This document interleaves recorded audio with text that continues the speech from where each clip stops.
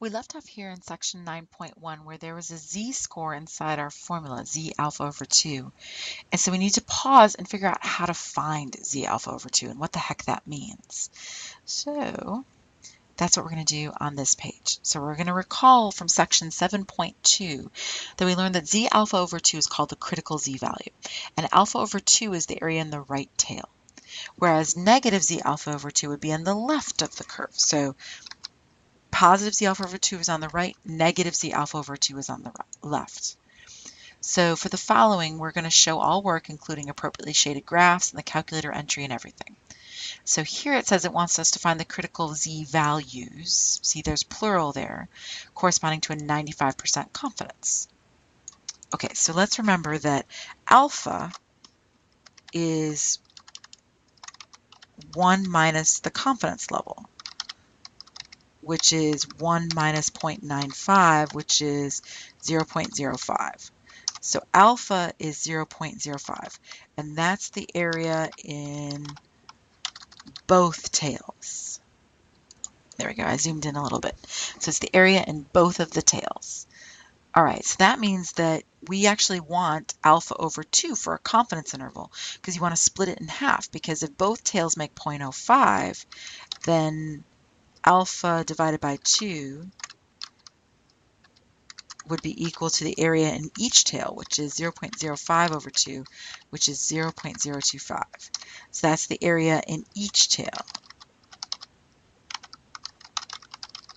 And then what you do is you draw your normal curve and you shade that. And you say, okay, here are my two tails. This over here is alpha over 2, which is 0.025, and so is this little gray tail over here. And that means the middle is my confidence level, which is 0.95. And what I'm looking for are the two z-scores. There'll be one positive and one negative. All right, so now let's go to the chapter 7 notes here. Let's remind ourselves that it says if you want to find a z-score, see it right there? I know it's sideways, but bear with me. If you want to find a z-score, you need to use inverse norm, left area, 0, and 1. That's it. Okay, so we need inverse norm left area. So let me grab that. So that'll be inverse norm. And the left area, well, let's look at the left tail. It's 0.025, 0, 1. All right, that'll find the one on the left. So let me grab my calculator, clear this out. Go to inverse norm, which is under your distribution menu, so second variables. Inverse norm is number 3, 0.025, 0, and 1. Look at that, perfect. And then press enter. So I pasted it in, I pressed enter, and I get negative 1.5996, so negative 1.60, or 960, excuse me. So let me type that. So the z values that you're looking for are plus or minus z alpha over 2. So it'll be z alpha over 2. That's what you're looking for, which is plus or minus 1.96. 0.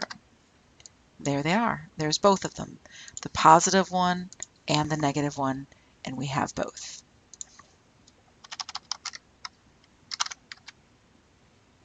And they were asking for both in this problem because it said z values plural. All right, now what about the next one?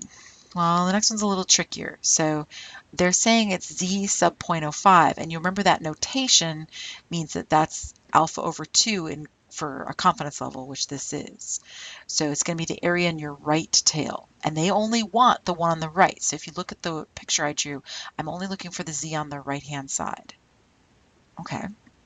Well, remember though that this area over on the right is 0.05, so is this area on the left. Right, and that makes the area in the middle 0.9. So let me type all that up. Okay, so let's make this clear. So they're giving you alpha over 2 in the problem. They're basically saying this is a confidence interval and we have 0.05. So that means you know that the right tail is 0.05 already. That means the left tail is also 0.05, and together that makes alpha, which is 0.10. 5 and 5 make 10. That means your confidence level in the center is 90%, and that's one of the questions they asked right there. Then they want you to find that z-score on the right. Okay, well, the thing about it is that it's going to take the left tail area, but the left of that Z on the right is the 90 plus the 0.5, so 0.95 together. 90% plus 5%, or 0.90 plus 0.05. And then if I grab my calculator, I'll do distribution, number 3. Oopsie, I pressed the wrong thing. Distribution, there we go, number 3. Then I want 0.95, 0 and 1, paste. Now if you don't do it right, if you do 0.05, that's okay. Let me show you what will happen. If you do the right tail area, what it's going to do is it's going to give you the negative value. And then you just have to know in your head, oh, it's positive. So if you want, you can use 0.05, that's fine, and then just turn it positive at the end for your final result. So let me run that calculation. So this would be 1.645. And there you have it. And again, if you find the left-hand one, that's fine. Just get rid of the negative sign and make it positive, because it has to be positive, because this particular notation means that it automatically is positive. All right, now we're going to find the critical values for a confidence interval if our alpha is 0.005. So that's quite small. And then we have to answer what kind of confidence level would use that. So if alpha is 0.005, that's the area in both tails. So the area in one tail would be alpha over 2, which is 0.005 over 2, which is 0.0025. Okay, so this is 0.0025. So that's the area in each tail. And you can see that I drew them, and I drew them a bit smaller because 0.0025 is quite a bit smaller than 0.05, say. Actually, it should be even smaller than I drew here, but I didn't want to make it so you could barely see it. All right, so I need both z-scores now because it says z-values, plural. See that S right there? So I'm looking for both of them. All right, now before I even get to that point, let's look. If you have 0.0025 in each tail, and 0.005 is what they add up to, then that means your C level, confidence level, is, well, C level is what we call it. C level is 1 minus 0.005, which would be 0.995 or 99.5%, right? So that's your confidence level. And I can even show you in the picture. If you have 0025 over here and 0025 over here, together they add up to 0.005. You take it away from 1 and you'll have 0.995. Okay, then we are going to find the z-scores. Okay, so that would be found with inverse norm. So let me type inverse norm. And then I need the area in the left tail. So let me do 0.0025, comma 0, comma 1. Because again, if you're looking at z-scores, it's the standard normal distribution. They're always 0 and 1 for your mean and your standard deviation. So I grab this inverse norm, which is number 3, 0.0025. 0 and 1, I go to paste, I press enter, and it finds one to be negative 2.807. So this is negative 2.807.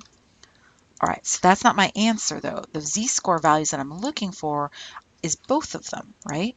So the critical z values are both the negative and the positive. So let me grab this notation right here. So z alpha over 2 for me is both plus and minus 2.807. And there you have it.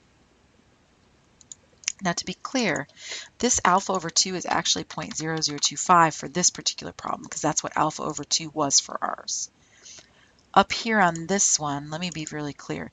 This is z.05, z 0.05, and it's just the positive one. That's why I only use 1.645. Here, 1 second. There we go. So they just wanted the positive one on that side. And then up here, I said alpha over 2, but I should have been clear. It was 0.025, right? So this one up here was 0.025. That was 1.96.